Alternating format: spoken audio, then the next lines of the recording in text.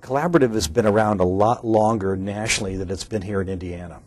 In 2005, the Institute did a program on collaborative law with Judge Hughes and Amy Stewart and myself, and we did the first training here in 2008. But collaborative has been around for many years, and collaborative is a process whereby the parties and their attorneys both sign a contract saying that they will not use court or the threat of court in a case. They will be child-centered, they'll be focused on resolution, and everything is going to be transparent. And it is for attorneys a huge paradigm shift, because while we can still advocate for a client's position, we have an obligation collaboratively to correct our client and our opponent, or the other collaborative lawyer, if there is a mistake. We have an obligation to make certain that there's no formal discovery, everything is exchanged.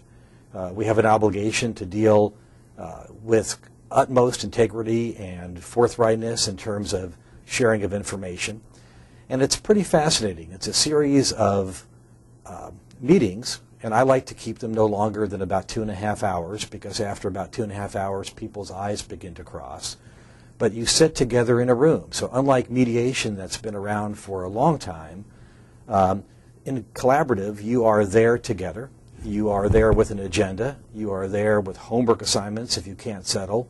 And it doesn't mean that the cases are easier, but normally in those situations where people are committed to divorce with dignity and have the ability to realize how much hurt can be done on their children and on their families without divorce with dignity, it works. It works in about 99% of the cases.